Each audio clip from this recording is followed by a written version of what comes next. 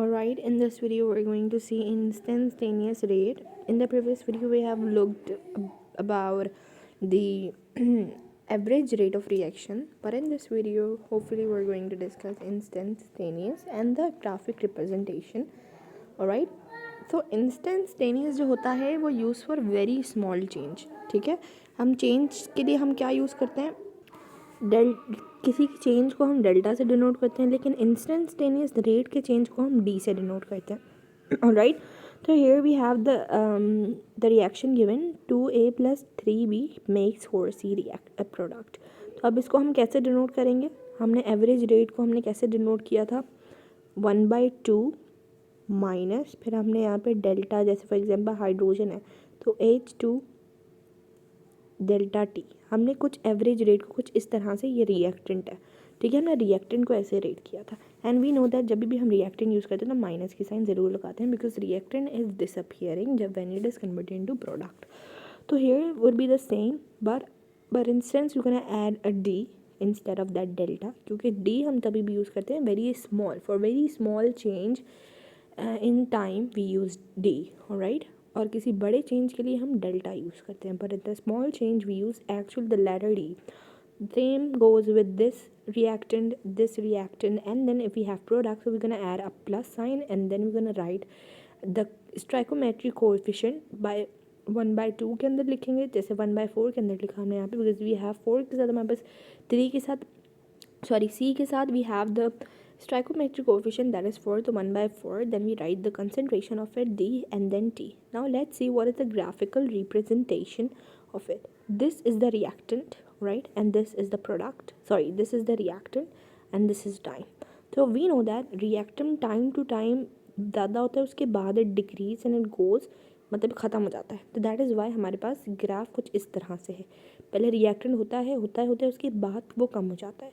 Now if you look into product, so product थोड़ा थोड़ा form हो जाता है, उसके बाद पूरा ही फॉर्म हो जाता है. Right, then we have graph को हम कैसे लिखते हैं, मतलब if you write the concentration of anything, तो how do we write in that graph. अभी हमें पता है दिस इज़ द प्रोडक्ट, ये हमारे पास प्रोडक्ट क्यों बनता है, हमारे पास रिएक्टेंट, सॉरी यहाँ पर रिएक्टेंट क्यों बनता है, प्रोडक्ट की हमारे पास कंसंट्रेशन कुछ इस तरह से अभी हमने ग्राफ में देखी. तो हियर जब भी हम इंस्टेंटेनियस की बात कर रहे होते हैं तो we have a actual time, किसी हम मतलब एक पॉइंटेड टाइम के लिए यूज़ करते हैं, और हमारे पास जब भी कोई स्लोप बनता है, फॉर एग्जांपल यहाँ पे 5 सेकंड में हमारे पास रिएक्टेंट कितना कन्वर्ट होता है प्रोडक्ट के अंदर, तो यहाँ पे हमने एक लाइन बना दी. तो this is known as graph के अंदर, कभी भी किसी भी चीज़ के अंदर दैट स्लोप इज़ बेसिकली ये हमारे पास रेशो के अंदर हमारे पास 10 का रेशो होता है. स्लोप हमेशा 10 पे बनता है, जैसे हमारे पास साइन थीटा होता है, कॉस थीटा होता है, टेन थीटा होता है, तो slope basically makes on 10 theta. Alright, तो हमने यहाँ पे वही लिख दिया, delta A upon delta T. Right, और यहाँ पे भी हमने वही लिख दिया, यहाँ पे हमारे पास एंगल बन रहा है, हमने वही कर दिया. Now we have a question, 2p + 3q makes r. Find the rate of reaction and find the rate of appearance of r. Rate of appearance means कितना जल्दी, रेट ऑफ अपीयर मतलब बनना.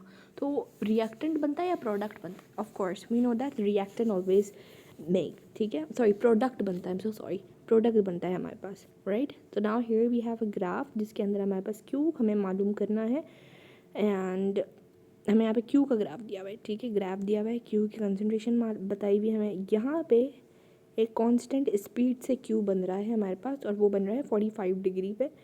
इतना एंगल हमें दिया हुआ है 135. नाउ लेट्स सी, क्या बोलते हैं, हमने वही सारा लिख दिया, डी क्या बोलते हैं क्यू, फिर by D T we have written in the instantaneous rate form, slope is equal to 10 theta, and 10 theta we have 135 degree, that is equal to -1. 135 is equal to -1.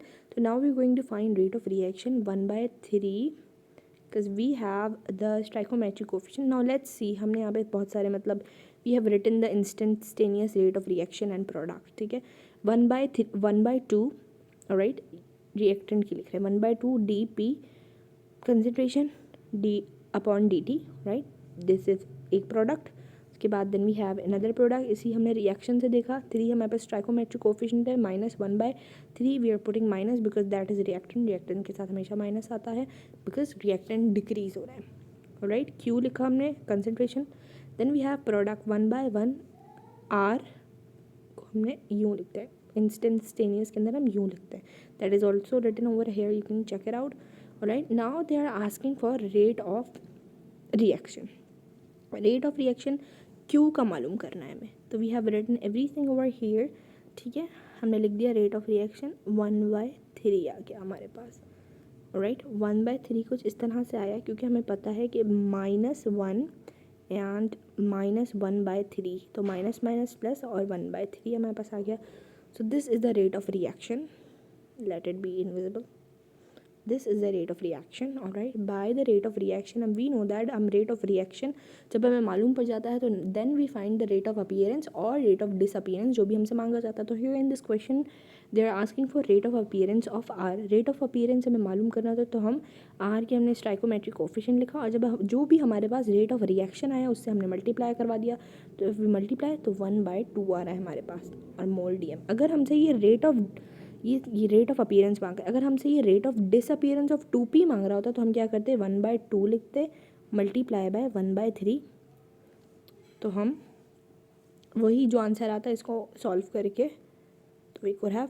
Written that would be the rate of disappearance of 2p, alright। I hope this is clear, this was the graphic representation plus instantaneous rate। हमने देख लिया instantaneous rate को हम कैसे लिखते हैं in this form, और if we talk about the average rate तो we have discussed that in our video as well, let me show you how we have written that as well। हमने बस delta A लिखा था, delta A वहाँ पे कुछ भी नहीं था, इंस्टेंटेनियस के अंदर we have written D, but in the average we have written del, this triangle that is used for delta, alright। Now I have given the reason as well. In the next video we are going to discuss the factors, alright, don't forget to watch that as well. Thank you so much for watching my video.